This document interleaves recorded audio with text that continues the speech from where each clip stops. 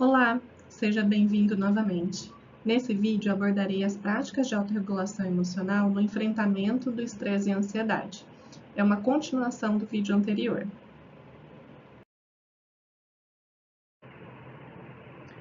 Além das técnicas de respiração, abordaremos nesse momento outras práticas que ajudam a gerenciar e responder às emoções de forma saudável.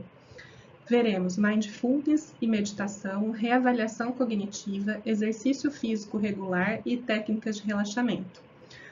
Cabe ressaltar que o material complementar também traz alguns vídeos que auxiliam na compreensão das descrições que eu mencionei, como praticar mindfulness no dia a dia e relaxamento muscular progressivo Jacobson. Para iniciar, então, falaremos sobre mindfulness e meditação. Envolve práticas de atenção plena que ajudam a observar as emoções sem se deixar dominar por elas. Está relacionada à observação consciente de pensamentos, emoções e sensações corporais. Estudos de neuroimagem, por exemplo, demonstram que a meditação pode aumentar a atividade em áreas do cérebro associadas à regulação emocional, conforme vocês viram nos vídeos anteriores, como córtex pré-frontal, córtex cingulado anterior e ínsula, além de diminuir a atividade na amígdala, que está envolvida na resposta ao estresse. Outros benefícios da prática de mindfulness podem estar relacionados à redução de pensamentos negativos e repetitivos que persistem por longos períodos e na redução da reatividade emocional. Cabe reforçar que a reatividade emocional refere-se à intensidade e à rapidez com que uma pessoa responde emocionalmente a eventos ou estímulos. E essa reatividade pode manifestar-se de diversas maneiras, como, por exemplo, quando alguém nos diz algo de uma forma que não gostamos.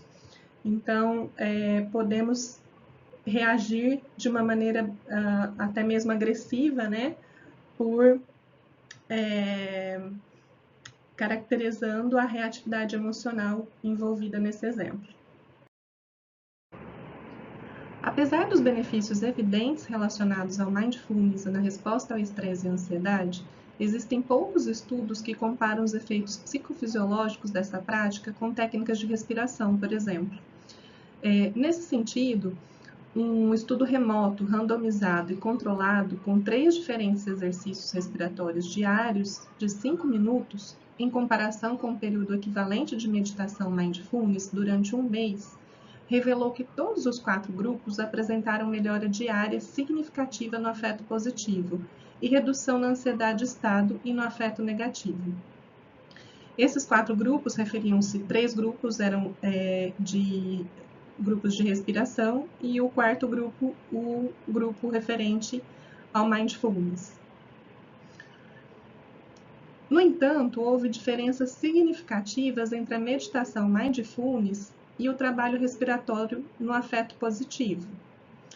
O grupo de respiração cíclica, por exemplo, apresentou maior aumento no afeto positivo no final do estudo, de uma forma significativamente diferente daqueles randomizados para a meditação mindfulness, que tiveram menor aumento no afeto positivo. Esse resultado apoiou a hipótese do estudo de que o controle intencional sobre a respiração, com padrões respiratórios específicos, produz mais benefícios para o humor do que a atenção passiva à respiração, como na prática da meditação consciente, por exemplo. Além disso, a respiração cíclica, né, foi muito benéfica, especialmente aí no afeto positivo, apesar de os 3 tipos de respiração proporcionarem um resultado significativo, né, em relação ao afeto positivo, a respiração cíclica foi a que teve maior destaque. E cabe ressaltar também que este estudo trata-se de uma pesquisa exploratória em preparação para um estudo clínico maior e realizado durante a pandemia de Covid-19. Entretanto, ele traz resultados preliminares bastante interessantes para práticas de autorregulação emocional, com destaque para os aspectos benéficos da respiração cíclica.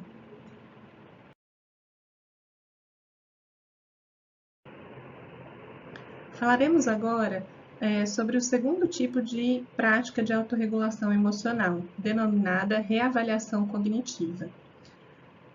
A reavaliação cognitiva envolve mudar a forma como se pensa sobre uma situação estressante para modificar sua resposta emocional a ela.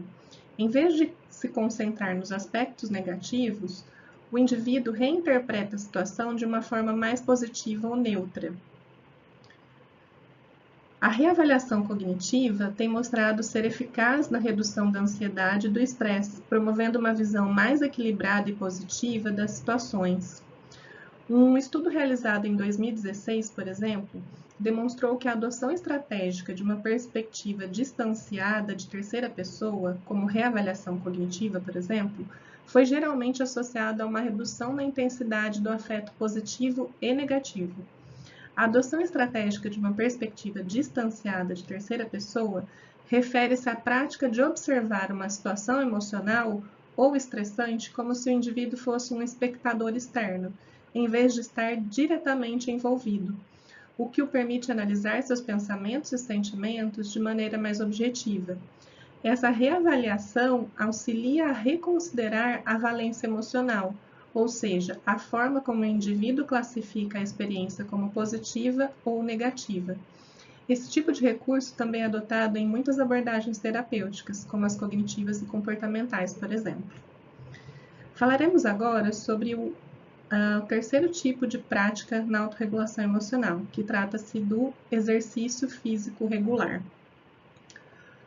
A atividade física regular não só melhora a saúde física, como também possui um impacto positivo significativo na regulação emocional e no bem-estar mental. Estudos demonstram que o exercício físico pode melhorar o humor, reduzir sintomas de depressão e ansiedade e aumentar a resiliência emocional. Dentre as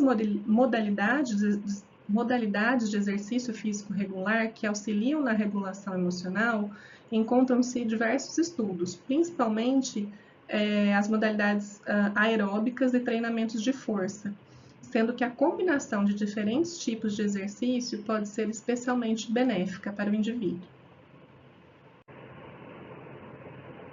Falaremos agora sobre a quarta e última prática de autorregulação emocional, que são as técnicas de relaxamento.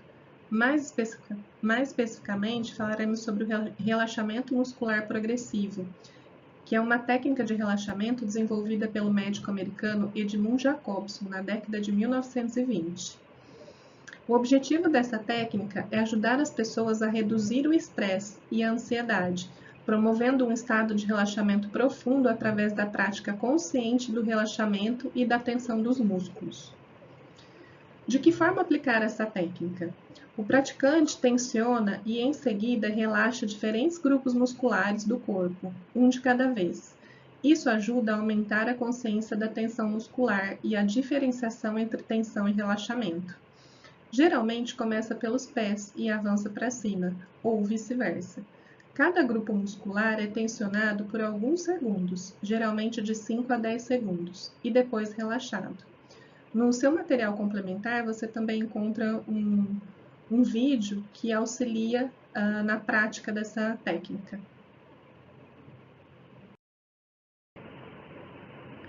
Falaremos agora sobre estratégias de gerenciamento de estresse. Como vimos anteriormente neste módulo, que quando o estresse se torna crônico, ele pode aumentar os níveis de ansiedade, gerando uma sobrecarga do sistema nervoso. Portanto, estabelecer objetivos claros e criar planos para alcançá-los pode fornecer um sentido de controle e propósito, o que ajuda a reduzir a resposta ao estresse e melhorar o bem-estar geral. A primeira estratégia referente ao gerenciamento de estresse, portanto, refere-se à definição de limites, que é estabelecer e manter limites claros em relação ao trabalho e ao tempo pessoal. Podem evitar a sobrecarga e o burnout. E quais seriam essas estratégias de definição de limites, né? Quais são os possíveis exemplos? Primeiro, identificar as suas necessidades. Por exemplo, antes de um compromisso social, pergunte a si mesmo como você se sente sobre a situação. Se estiver cansado, considere recusar ou encurtar a visita. O segundo passo seria estabelecer um tempo para si mesmo. Por exemplo, reservar um tempo no seu calendário para atividades que você gosta, como leitura, meditação, dança, ou realizar uma atividade física, como prioridade e tratar esse tempo como um compromisso inadiável. Saber dizer não com clareza também é outro fator importante na definição de limites. Por exemplo, se um colega frequentemente pede favores que interferem no seu tempo, você pode dizer: eu gostaria de ajudar, mas preciso de tempo para concluir meu próprio trabalho. Definir limites de comunicação também são extremamente importantes, inclusive na concentração e realização de atividades diárias. Então, estabelecer horários específicos para verificar e responder a e-mails, por exemplo, ou mensagens, evitando distrações constantes. A segunda estratégia referente ao gerenciamento de estresse é a resolução de problemas. Então, em primeiro lugar, defina o problema. Por exemplo, se você se sente sobrecarregado no trabalho, escreva especificamente quais tarefas estão causando estresse. Por exemplo, criar uma lista de possíveis soluções para o problema, como delegar tarefas, priorizar responsabilidades ou falar com o líder sobre a sua carga de trabalho. Avalie as consequências. Então, para cada opção gerada, considere os prós e contras. Por exemplo, delegar uma tarefa pode aliviar seu estresse, porém exige que você confie em outra pessoa. Escolha uma solução dentro das opções que você listou. Por exemplo, após avaliar suas opções, escolha a que parece mais viável e comprometa-se a implementá-la. Monitore e ajuste. Depois de implementar a solução, faça uma autoavaliação algumas semanas depois. Pergunte-se: isso ajudou a reduzir meu estresse? Preciso fazer ajustes? Pratique a reflexão. Após resolver um problema, escreva um breve resumo do que funcionou e o que não funcionou. Isso pode ajudar em futuras situações. Então, esses são alguns exemplos, de um plano de ação para a resolução de problemas. Além disso, a conexão social, ou seja, manter um contato regular com amigos e familiares e buscar apoio quando necessário, proporciona suporte emocional e reduz o sentimento de isolamento. Tratar-se com autocompaixão também é um exercício importante, que refere-se a tratar-se com gentileza e compreensão, especialmente em momentos de dificuldade, reduz a autocrítica e promove uma atitude positiva em relação a si mesmo. Chegamos ao fim de mais um vídeo, e nessa aula pudemos ver as práticas de autorregulação emocional, como mindfulness, meditação, reavaliação cognitiva, exercício físico regular e técnicas de relaxamento, como relaxamento muscular progressivo. Além disso, pudemos fazer uma comparação entre práticas de autorregulação emocional, tais como mindfulness e técnicas de respiração na influência do humor, como a respiração cíclica. Vimos também algumas estratégias de gerenciamento de estresse. Eu gostaria de poder reforçar, então, novamente, para que você acesse seu roteiro de estudo, seu material complementar e que você tenha ótimos estudos. Até a próxima aula.